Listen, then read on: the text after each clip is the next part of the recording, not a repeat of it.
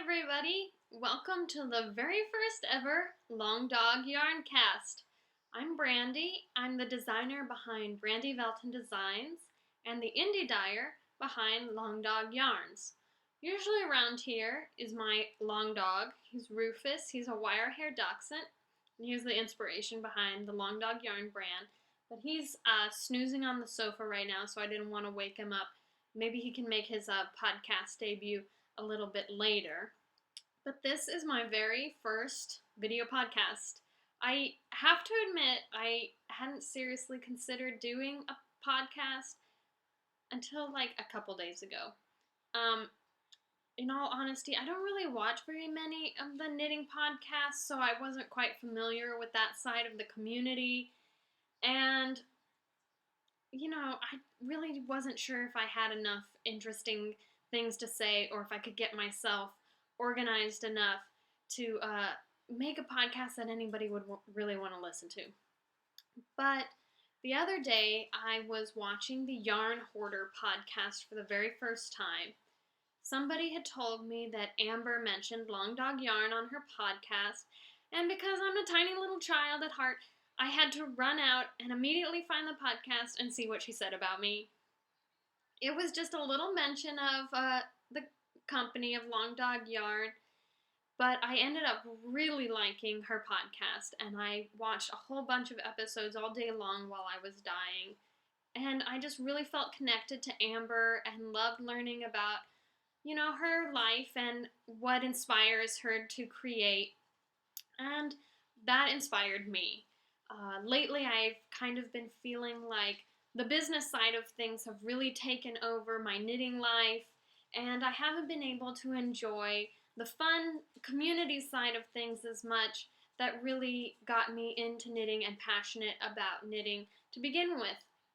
So I figured maybe a podcast would be a fun way to reconnect with the knitting community and share with everybody what inspires me and drives my businesses and encourage me to get back into the fun side of knitting again. Rufus is here now. I woke him up, I guess. Let's see if he'll come and say hi to everybody. Here he is, little Rufus. He's a furry little beast, and he keeps me company throughout the day. He's my best little bud. So, back to my whole spiel. I decided to do a podcast and see what happens. Hopefully, give myself that push to get back into the fun community side of knitting again and not let business just take over all of my knitting life. So, I do want to share a couple places that you can connect with me online. I'm most active on Ravelry and Instagram. On Ravelry, you can find me at username Broken Hallelujah. I also run one Ravelry group that I started mostly for the design side of my business, but yarn has creeped in a little bit more now that it's taken over things, really. So you can find that at the Brandy Velton Designs group on Ravelry, and I will have just a podcast chatter thread there as well to connect with you guys a bit more, so I hope you join in there. And on Instagram, you can find me in two different places. I have my yarn-based account, which is where I share a lot of my day-to-day yarn inspirations and just what's going on in my dye studio, and that's at Long Dog Yarn. And then I also have a more personal account that I don't update as much as I wish I did, but it's also where I share some of my designs and design inspirations a bit more, as well as my daily adventures when I get around to having daily adventures. And that Instagram account is at Brandy_V. So give me a click there and let me know you found me through the podcast. So because we're just starting out and this is the first episode, I figured I might as well give you my whole life story, at least when it comes to knitting. and how I've ended up where I am today as a full-time indie dyer and designer. Really, my passion for knitting started while I was getting my PhD. My husband and I were living in Toronto, Canada. We were both getting our PhDs in biology at the University of Toronto. When we first moved to Toronto, I was a really avid crocheter, but I didn't know how to knit. I crocheted basically everything that I made, and I really loved crocheting a lot. And I was making blankets and a lot of slippers and that sort of thing. And I actually kind of felt like knitters were a bit snooty and thought that crochet was basically the ugly stepsister of knitting. And this idea was not helped by a few local yarn store experiences where I went in to ask questions about different crochet patterns or what crochet hook I should use for certain things. And the people were not helpful. They kind of I felt like they treated me like a second class citizen. So I really felt like knitters were kind of snooty when it came to crochet. And I thought, I'm never going to knit. These people are so stuck up. I'm going to stick with crochet, and that's all I need. But I really wanted to make some socks for my husband Andy and I when we were in Toronto, because it got so cold, and my feet are constantly cold all the time anyway. So some thick wool socks sounded amazing to me. So I tried crocheting some socks. I looked a pattern up on the internet and crocheted myself a pair of socks, and they were perfectly functional. They just were so uncomfortable. I couldn't wear them. Sorry, crochet, but that fabric is just not comfortable on the bottom of my feet. And I was really bummed out. And I really wanted a warm pair of socks that were homemade. This was just stuck in my head. I was not giving up on this. So I figured, okay, it's time to give up this knitting prejudice and learn how to knit. So I have a habit of basically just jumping into things head first without really planning them out. This podcast would not be an example of that. And so when I decided I was going to teach myself how to knit, I just went down to this tiny bodega on the street corner near our apartment in Toronto to see if they had some cheap knitting needles, because I figured I was not going to spend a lot of money on this task in case knitting was as horrible and automatically snooty-inducing craft as I figured it was. So I walked in, and they did have a set of needles, but they were teeny tiny straight needles. I think they were like a 2mm. Because I learned how to knit in Toronto, I really only know the millimeter sizes. I'm still playing catch up on the US. So I'll put that down here and bear with me on the US sizes. So I bought those knitting needles. I think they were like $1.50, and went home, grabbed some yarn in my stash, and found some videos to teach myself how to knit. And so I basically just practiced on those teeny tiny needles until I could knit and purl. And I thought to myself, ready for some socks, let's do this thing. This is all I need to know, obviously. And so I actually went to a real yarn store this time. I bought some DPNs and some fingering weight yarn, which I had never used before. I had never used anything less than a worsted weight yarn. So this teeny tiny yarn was also entirely brand new to me and a little scary. And I went home and made some socks. I had never knit in the round or anything like that.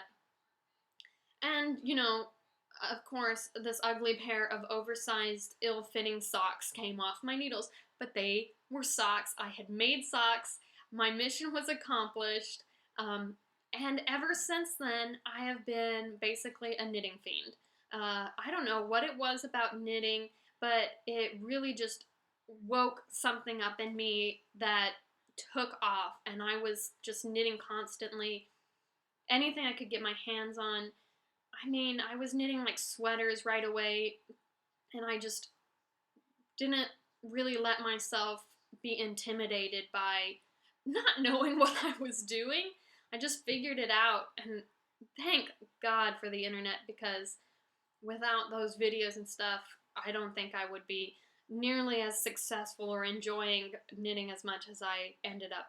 So I was just knitting all over the place, sweaters for myself and socks and hats for me and Andy, and it was like a winter knitting bonanza of everything you need to survive a Canadian winter, basically.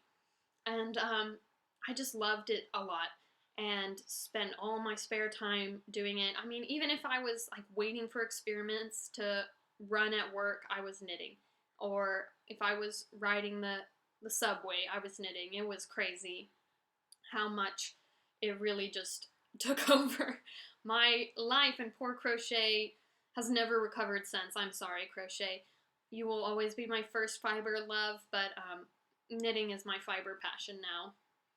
So once that took off, I decided about, with a year left in my PhD, to try designing my own patterns. I started with really simple stuff, just hats and cowls and a pair of socks, and worked my way up to figuring out how to grade for sweaters and that sort of thing. And I mean, if I liked knitting before, I loved designing, because it really took the creative half of my brain that knitting spoke to and allowed me to plug in the technical, sciencey side of my brain to figure out how to get all the, different patterns or stitch motifs to fit in certain ways or shape things, and how different garments are constructed. There's really a lot of math and technical aspect to that played into my analytical brain a lot. So I was really enjoying that and having fun watching that grow, and just being amazed that people would actually knit from my patterns and that sort of thing. So, of course, I couldn't be satisfied, and I decided to try dyeing yarn. In my brain, I had this idea that it would allow me to control the entire creative process, because I needed to. I don't know why, but I would be able to choose the fiber and then the color and then the design and have the whole thing exactly how I imagined, and just be 100% Brandy. And so I decided to try dyeing yarn with about 5 months left in my PhD.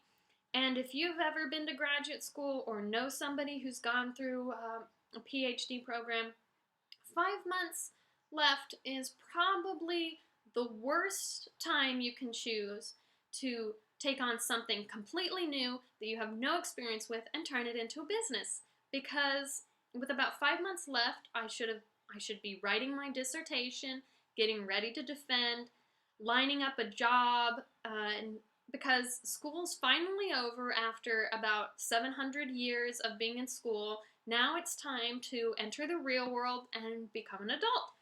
But no, that wasn't good enough for me, or enough on my plate. I think it really was just me procrastinating on thinking about the fact that I had to enter the real world now and deal with all of that. And so I bought a kit of acid dyes and some blank yarn and went to town, and it turned into Long Dog yarn.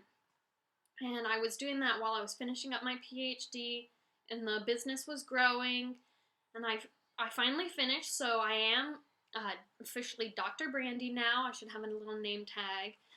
It's still quite a novelty to think of myself as having a fancy title, and I love to check that box on mail forms. So if you want to refer to me as Dr. Brandy, I am quite okay with this idea. So I did finish, and then I really had put off, figuring out what I was going to do with the rest of my life. So I had a lot of time to dedicate to dyeing yarn while my husband Andy finished his PhD. Um, so I just jumped in, spending my full time on dyeing, and the business really continued to grow and expand. And I was really excited with, these new opportunities and seeing things just continue to grow beyond what I even expected.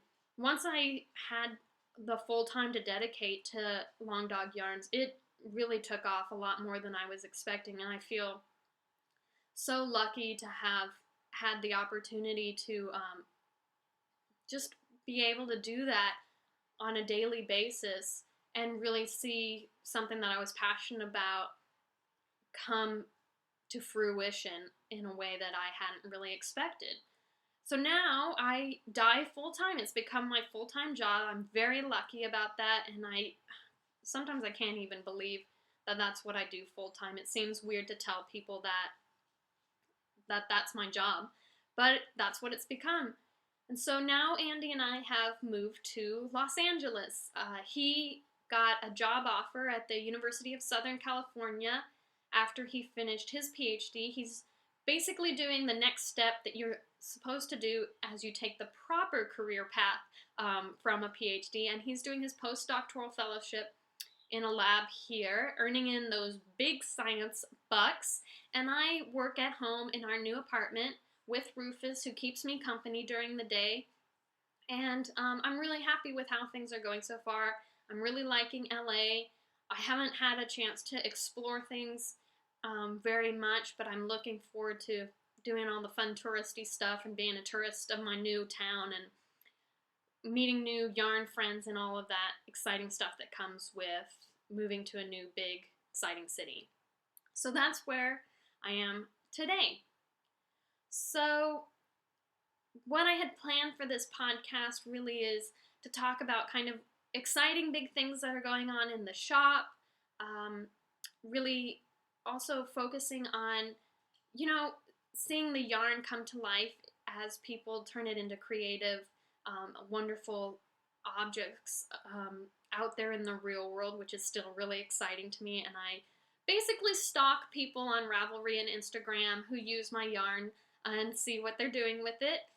So it's out of love, guys. I'm sorry, but it's still amazing to me that anybody besides myself uses my yarn. So I have a couple fun projects that I pulled off the internet that I'll focus on.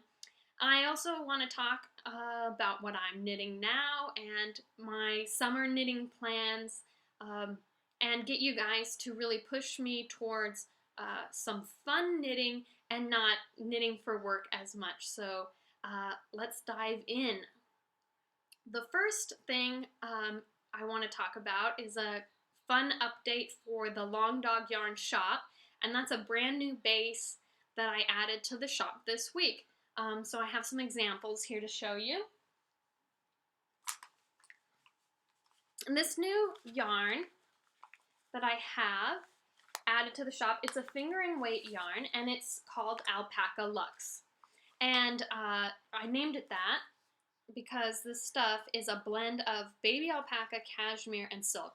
So it's about as amazing as you can imagine. If you've never felt alpaca before, it's already like a super soft fiber. And then they added in cashmere and silk.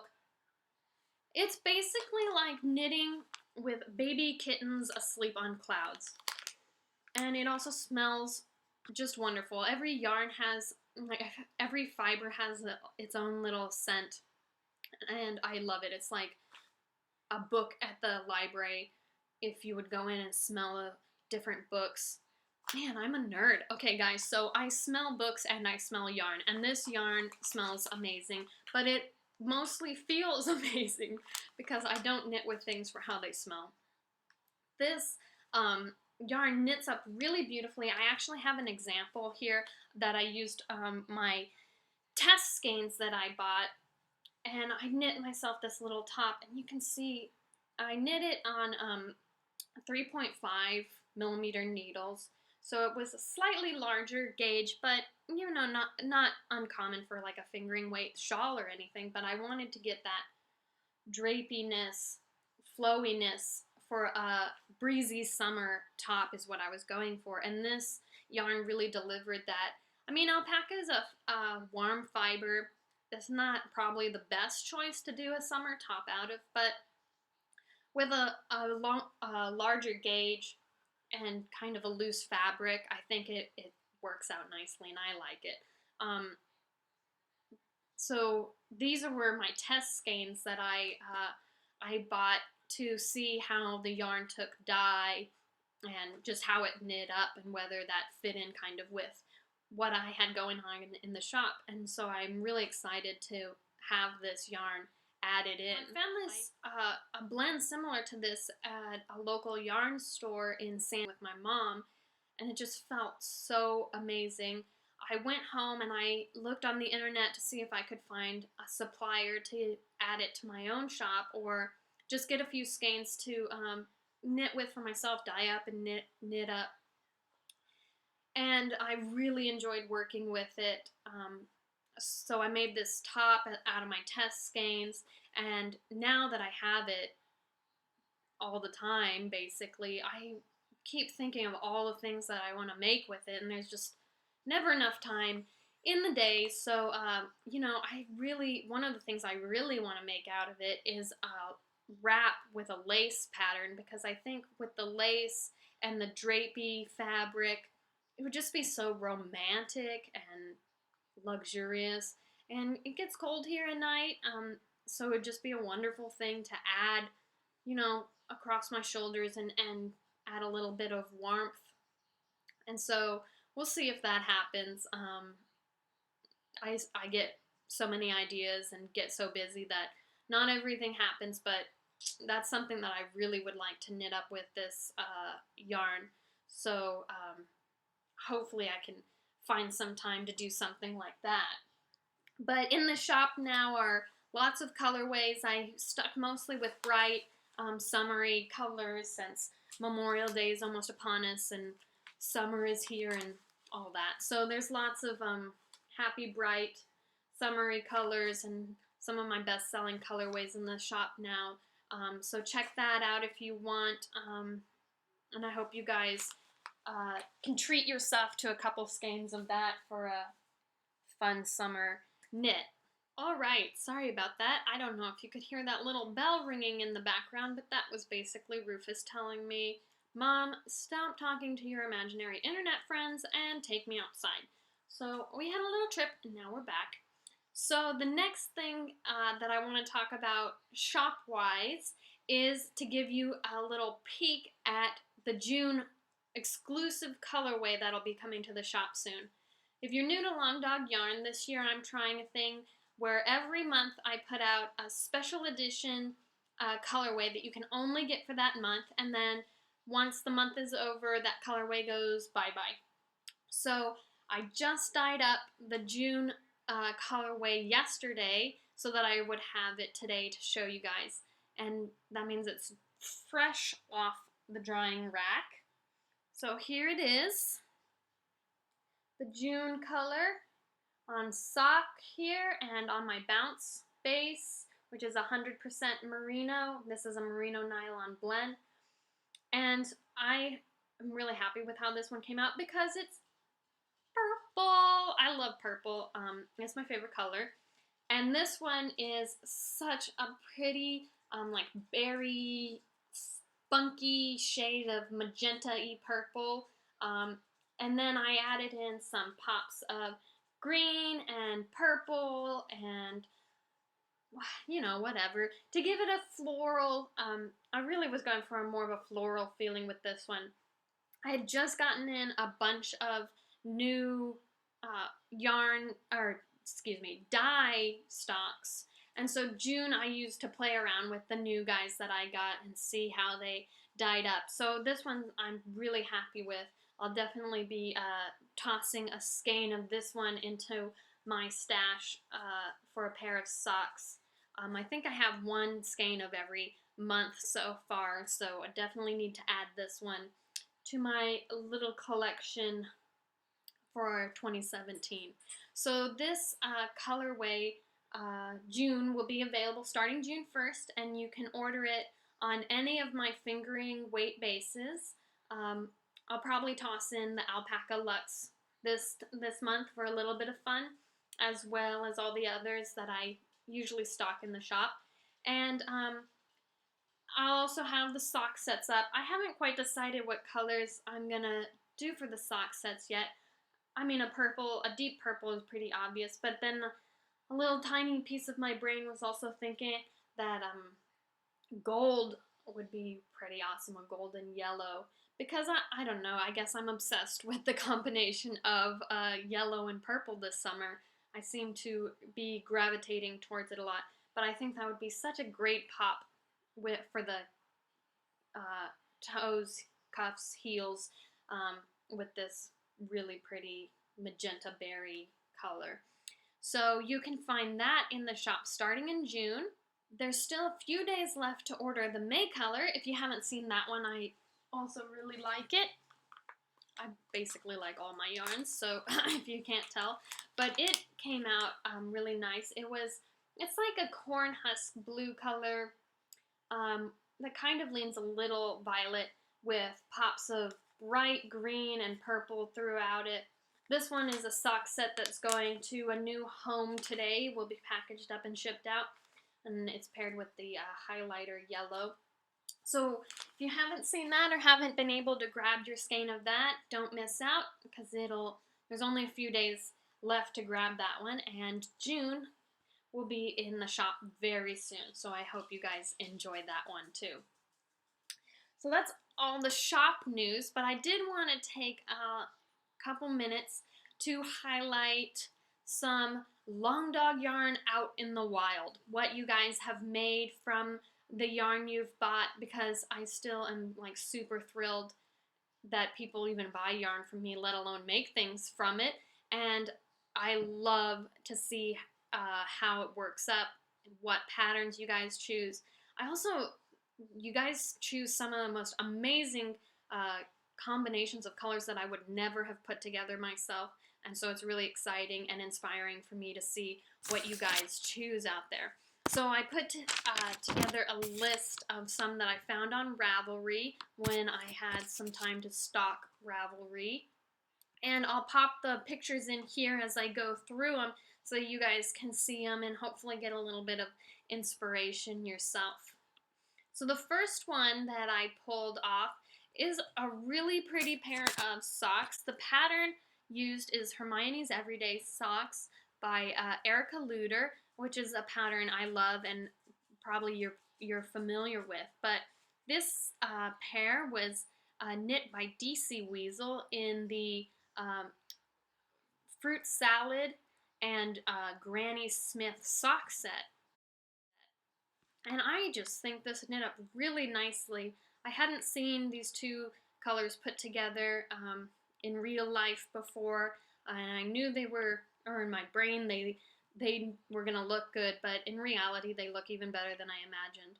And that's, simple texture pattern of the Hermione's Everyday Sock just lets the yarn really shine through and be beautiful, like I always dream for my young yarn babies to grow into.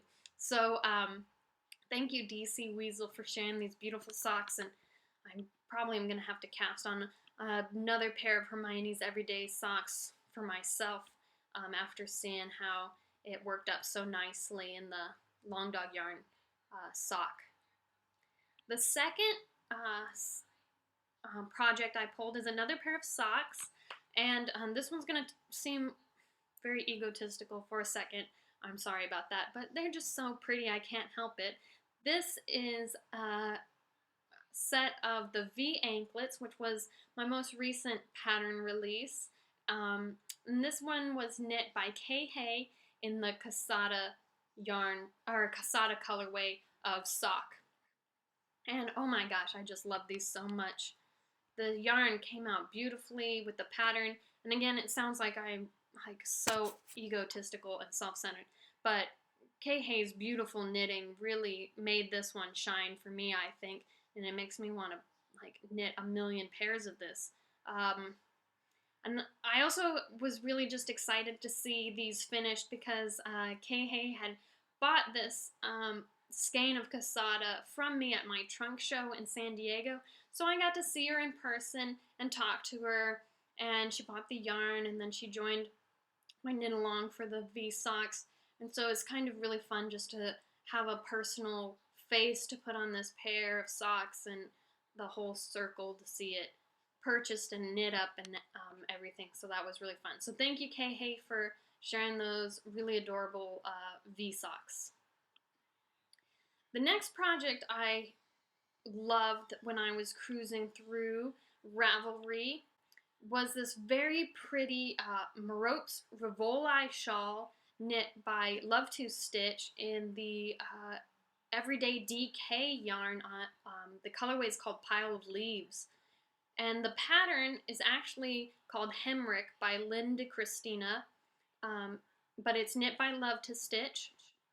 And I think it just came out really wonderful, and it kind of makes me yearn for fall again. This color was one that I put out last fall, kind of as a seasonal colorway, and it makes me really excited to dye it up again and have it out this fall, because it just really came out very nicely in this shawl. So thank you, Love to Stitch, for sharing that very pretty shawl.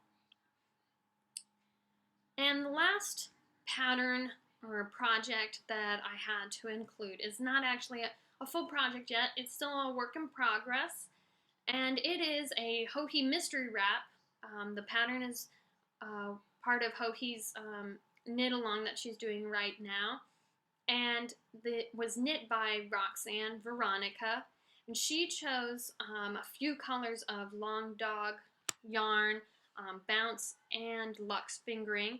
She has Popsicle Stand, Hydrangea, and Grapefruit, and then she included Madeline Tosh Euro Sock to round out her 5 colors. And when I was stalking through projects on Ravelry, I just could not get over this combination. I would have never ever put these colors together myself, but it looks so amazing to have those bright colors pop against that variegated Mad Tosh. Wow, I really can't wait to see how this turns out. I mean, I'm like intrigued by this colorway combination, really, and since nobody knows what the finished project looks like yet, I am so excited to watch this one grow and see what it turns into. So Roxanne Veronica, great work. I love what's going on there with your Joji mystery wrap already. So thank you for sharing that, and I can't wait to see it finished all the way. So those are the fun projects that I've highlighted this week. If you have a project that uses Long Dog yarn, upload it into Ravelry or send me a picture on Instagram at Long Dog Yarn. Let me know what you're knitting and what your inspirations are, and I'd love to feature some more of those projects in the next podcast. So yeah, send those my way. I'd love to see what you guys make with the yarn. It's so inspirational and exciting to me. So what am I knitting right now? There's a couple things that are on my needles right now and really need to get their butts off my needles right now so I can start on something new, because both of these projects that I'm working on right now have gone on for a little too long and given me a little bit of trouble, and so I'm ready for them to be done, but that's okay. They're almost there. We're close. So the first one is a new design for a summer top, because I am completely unorganized and I realized that a good designer would have knit this pattern in the winter and put it out so that people can actually enjoy it in the spring and summer. And instead I'm knitting it in the middle of the summer, and will hopefully have it out by the end of the summer so that people can still grab a copy before the weather turns, and hopefully everybody's just like me and knits for what the actual season is instead of planning ahead like smart people should. But this is a little summer top that I have going on knit in a Long Dog yarn single, which is probably my favorite base that I carry in the shop, because it dyes up so beautifully and knits up so beautifully. It's like a single ply magic. I don't know why this yarn is so different from the other merinos that I carry in how it dyes up, but it really just takes the color in this kind of magical way that is very inspiring to me. So I use it all the time for shawls and tops. Basically, the only thing I don't knit with it is socks because it doesn't have any nylon in it. But I highly recommend checking out a single ply yarn if you're not familiar with it. It just is really fun to knit with and produces a lovely kind of fuzzy fabric, and it has really pretty stitch definition. It's just, in my brain, one of the more perfect yarns. It's one of my favorites. So this top is almost done. I've just got a few more inches left. It's got this fun garter yoke that I did, and which is striped. Here, I'll show you close up. It's a stripe of jellyfish, which is the purple, and grapefruit, which is the orange. Grapefruit has become like my obsession so far. I like want to put it with everything, and which is weird because I am not really an orangey coral person, but grapefruit is really speaking to me at the moment. So I did a garter striped yoke, and on the back I added a little fun kind of button peephole detail on the back that I need to still sew the button on to finish that off. Just simple drop sleeve to make my life easy. And then once you finish the yoke, I'm just going straight stockinette body in the grapefruit colorway. So I'm hoping that one will be finished soon, and I can release the pattern at least in July. Middle of July is what I'm aiming for. And so to get middle of July, I'll need to get it testing by the middle of June at the very latest. So if you're interested in testing this top for me, I have a couple different ways that I usually pull testers. One is a newsletter that I send out. Those usually are the first thing to go out, so that's the first way to learn of what is new that I have coming out and sign up to be a tester. So if you want to get on that newsletter, visit my blog, brandyvdesigns.com. There's a little button on the right-hand side to get signed up for that. And I also usually post a call on Instagram for testers at brandy_v on Instagram. So that's also a great way to learn about what I need tested and sign up that way. So I love my testers. I'm always looking for new testers to try out. I have had mostly only good experiences with people that I've pulled off the net to test for me, and have made some really good friendships and connections that way. So I hope that if you're interested in that, you'll give it a shot. So my second project that's on my needles right now is a new sock design. I've been in a real sock mood lately since the beginning of the year, and I've put out a couple new sock patterns, and that seems to still be going strong until I hit this one, and it gave me some real hiccups, and so it's been in timeout for a while. It's taken me a lot longer to get this pattern finished and get the sample knit up than I would have liked, because I've had to reknit it a million times. But here it is. I love it when I look at it. I just don't always love working on it right now because we have some bad mojo together. But it's just a simple little sock with a nice vanilla sock, mostly with a nice little color work detail that I started at the top, and I'll add in another one before it finishes.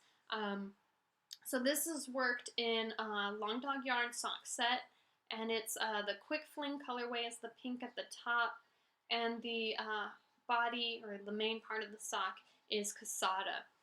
And I really love these two colors together a lot, but I was just having so much trouble with this simple, stupidly simple color work. Every time I knit it, it was too tight and I couldn't get it over my ankle, and I was getting so frustrated about it. I was sitting there thinking, there's about 1,000,001 color work sock patterns on Ravelry. Somebody has figured out how to do this, at least two somebodies. How come I can't do this? Why is this giving me so much trouble? And I was so close to giving up on this feature up here at the top. And so I finally, after knitting it about 3 times and still having the same outcome no matter how loose I tried to make my floats, I looked up some tips on the internet, because that's how I've done everything and how I've learned to knit. The internet is my bestest knitting friend. And so what I ended up getting was a set of interchangeable knitting needles in the sock sizes. It's this set here by Chowgu, in these itty bitty little sock size needles. They're so cute. And so that I could adjust my needle size to what I needed for the color work part of the sock. So I went up from my usual 2.25 millimeter size to the next size up, 2.5 for the cuff. And then I also read to try turning it inside out so that the main knit is on the inside. And you don't have to do anything special to do that. You still work it like a regular knit. It's just that now the floats, they have to go around the outside circumference of the sock instead of the inside. So it forces them to be even longer. So I just knit loose, turned it inside out so that the floats were around here. And it worked. I finally got it to go over my ankles. Or my heels. I was so excited when this one worked. And so now I'm just finishing out the rest of the body. And hopefully those will be ready to go and out for testing soon, because they need to be done, in all honesty. I haven't worked on them as much as I should. They've been my on-the-go knitting project, and I haven't been on the go very much. It was like a trip to the DMV and knit night, and that's basically all I've done so far. So hopefully I'll get more time to spend on those soon. And while I'm at it, I do want to give a shout out to Woodsy and Wild, who made me this project bag. Shannon at Woodsy and Wild did a swap with me for a sock set. I first came across her project bags when I was looking for prizes for my V-Socks knit along, and she donated this beautiful project bag that I immediately just wanted to keep for myself, but I thought nobody's going to ever give me anything again if I just keep everything. And so she asked me if I wanted to do a trade, and I was like, yes, please, and thank you. And she sent me this beautiful sock-sized project bag with these pretty, like almost origami geometrical shapes on them that I really like. I would have never picked this out for myself, but I love it. And came with a little DPN minder, which I also love. I've never had one of these before. I had seen them on Instagram, people using them. And they're just cute and tiny, and they hold your DPNs and your knitting. I love them. I'm not using them right now, but I still love them. And so now I have my very own little DPN minder that goes with my sock bag. So check out Shannon's shop on Etsy. It's Woodsy and Wild. I'll put a link up for you guys to find that. She's super awesome, and you should grab one of her bags if you get a chance. So that's everything that I'm working on right now, and I want to have finished hopefully by the next podcast, so a couple weeks from now. Hopefully those will all be off my needles. And I'm already dreaming ahead for what I'm going to cast on next. And the thing that I really want to cast on next is a wrap. That I'm just, in all honesty, I'm cashing in on the find your fade trend. I'm not really cashing in, but I've really enjoyed picking out fade colors for customers who've asked me for some help in the shop picking out their fades. Um, and so I've done so many that I run across these color combinations that I love and that really inspire me. And so there was one that I just couldn't get over, and so I have plans to make it into a kind of fade style wrap, but it's mostly just going to be kind of striping together, just different colors that complement each other and produce a fun and funky wrap to be able to play with these different colored yarns. So I it's mostly planned out in my head, but I don't want to give too much away yet until I get started and can really see it come to life. But this is basically my idea is to have 3 kind of whatever colors you want, wild colors, and then use a neutral that's complementary to all of them to tie them all together. So what I have picked for myself is a skein of cassada, a skein of jellyfish, and a skein, oh, this is not jellyfish, this is jawbreaker, and a skein of jellyfish, which just came off the drying rack, so it's not skeined up yet. So a skein of these 3. And they're all kind of linked by yellows and purples, but they're kind of wild. And so these 3 will be joined together then by a nice, simple, tame speckle, which is Sweet Dreams. So like I said, I have it mostly planned out in my head, but I really want to see it physically before I share too much. And you can see how many times I have to rip things out. So that's what I planned, these 4 colors together, getting them to work in kind of a fun combination of stripes to work all together. And I'm pretty excited about that. That's definitely what I want to cast on next once I finish that summer top that I'm working on. And then because I can't help myself and I am I just can't help myself, really. I also already have another sweater planned with these skeins of Sweet Dreams that I dyed up and kept aside for myself. I just want something really clean and simple that's going to really highlight speckled yarns, because I know sometimes people can be completely intimidated by them and what do you use them for? They look so pretty in the skein, but what do you actually knit with them?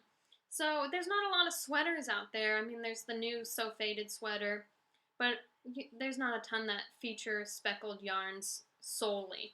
So that's my plan with these little beauties, is to get just a really simple, clean, modern looking sweater that you can just toss on over anything and have just a crazy pop of color where the yarn sings in the sweater. That's what I'm dreaming of. So that'll be my next sweater project, probably, once I get a little bit further along on what I already have on my needles. So look for that soon. Hopefully I'll have an update on both of those projects by the next podcast. So that's what I'm working on. Those are all like work projects, though. It's still fun, but sometimes you don't want to have to think about all the math that goes into it and figuring everything out. You just want to pick up a project and knit and have somebody else do all the work for you. And I swear, I haven't knit somebody else's pattern in probably almost a year, which is sad because there's so many beautiful ones that I keep adding to my queue and my favorites on Ravelry. And I'm like, I want to knit that, and this just adds up. And then I just pile myself down with business work projects, and I miss out on just the casual knitting for fun, knitting, selfish knitting, aspect of things. So I've set 2 goals for myself for the summer that I want to accomplish that are just fun for me, no brain knitting projects, but I need a little bit of help on narrowing them down really. So I'm going to crowdsource this to you guys and you can tell me what you think and suggest some fun projects for me to work on. But I have the yarn picked out already, so let me show you what I want to get done this summer. The first is, since we moved to Southern California, I have, all my sweaters that I knit in Toronto, and they're not going to get worn as much. There's just no need for them, really. I mean, I have a few lightweight ones that I'll probably be able to wear this winter, but all the other, thicker ones will probably just be packed away this year, which is a little sad. But it is also a chance for me to explore some new fibers and really embrace a different knitting style, kind of just knitting for a different climate, I guess. So that's my goal for this summer, is to knit with a new, with a different fiber. I've almost always just used wool or animal fibers in the past, and I have basically never knit with cotton or plant-based fibers. But down here, if I want to get some wear out of my knits for more than one day a year, that's what I'm going to need to play around with. So I found this Juniper Moon Farm Zoe Aaron at Tuesday Morning, and it's a cotton linen blend, worsted weight, around worsted weight. And so I think I have like 4 or 5 skeins of this, and it's got, let's see, 196 yards per skein, so a decent amount. And I want to knit myself a summer top, or at least a lightweight top out of this that'll get a little bit more wear down here. So I've never worked with this type of yarn before, so I'm kind of going blindly on picking out what I want to do. But I have a couple patterns that I picked out on Ravelry, but I need some insight or opinions, feedback on what top I should actually choose for my fun knitting top. So let me show you guys what I picked out so far. The first one is, the pattern's called Francis, and it's by Olga Burjana Keflian, and I have had this pattern in my queue a really, really, really long time. I'm sure I could look it up, but I know it's been a couple years at least that I added this one when we were in Toronto. And I love it so much. I don't know why I haven't knit it before now. I probably should just do this one in all honesty. But I'm open to suggestions and opinions. So this one is so cute. I think it's knit sideways, and it's got this really cute tulip cut in the back that I really like. So I'm really interested in the sideways construction. That would, it'd be a new experience, something new for me to learn how to do, because I've never knit a sideways top before. And then I just really think that the overall cut in the back is really, really cute, and I like that a lot. So that one is the first one that I've picked out to try out. The second one is the Spring Garden Tea by Alana Dakos of Never Not Knitting. And I always love Alana's patterns because she incorporates such really pretty nature-inspired motifs into her work. And they just seem so romantic to me. And this top is no different. It really is like a little princess top, I imagine. And I love the lace detail. It's so feminine on the sleeve caps, and the cut is just really pretty. So I could see this one fitting into my closet really easily, my wardrobe, and getting a lot of wear. So that's the second one that I've picked out. The third is called the Stone Crop Top, and it's by Roberta Platt. And again, I think this one's knit sideways as well. but it's a more modern top. It's a little bit oversized and has really pretty curved hems. So, so I kind of like the more modern aspect of this one, and I think it would be really easy to add, to combine with a bunch of things and get a lot of wear out of this one as well. And then I have one last one, which was kind of like out of left field. It's not really a top, it's a sweater. And it's really pretty. It's the Huron Pullover by Pamela Wynn. It's got this beautiful curved hem, high-low hem that is so popular right now, and I really love because it means my top won't show my underpants when I bend over, which I absolutely hate. I always look for those longer tops to pull down. They just make me feel a lot more comfortable. And so I really love that longer hem in the back and the herringbone detail. But I don't know. I'm a little iffy on this one because I tried herringbone stitch once and I really did not like it. And so I'm wondering if I make the commitment on this top, if I'm going to just give up from having to work that herringbone detail. Maybe I'll like it better this time, maybe I won't. So that one makes me a little bit more nervous, even though I really love the finished look of the sweater.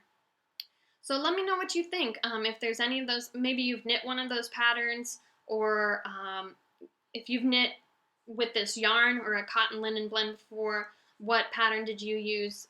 Did you like how it turned out? I'm really looking for some feedback before I cast on that one. But hopefully I can do that this summer and have myself a nice top that I'll be able to wear down here in the warmer temperatures. So let me know what you think about that. And then my second for fun knitting project is a pair of socks for Andy. He requested them actually, even though we're not in cold temperatures anymore, he still wants another pair of socks. And so that's nice that he asked me for that, because he doesn't really ask me for very much, for me to knit very many things. So when he asks, I like to give him what he wants, even if it takes a million years for me to finish and finally get it for him, because I am the world's most selfish knitter. But I found this skein of Rowan Fine Art also at Tuesday Morning, and it seems like it's very manly colors. To me, they seem very boring, but I know that he'll wear them and get a lot of use out of it. So to counteract the completely boring colors of these manly man socks, I need a pattern that's going to keep me relatively interested. But here's a curveball, because Andy is the pickiest when it comes to what he likes in his knitting. He does not like cables, which I find are one of like the most manly knitting motifs. He thinks they're too feminine. So no cable socks. You're basically stuck to like ribbing and different knit purl stitch combinations, different textural stitches for this picky dude. So help me out there. Do you have like a go-to man sock pattern that you use? Anything that's just not vanilla. If I have a vanilla sock with this, I'm never gonna finish it. Andy will never get another pair of socks ever again. So yeah, I'm really desperate for a good manly man sock pattern for poor Andy, who barely ever asks me for anything but wants some socks. They're just boring. Pick better socks, Andy. I'm sorry.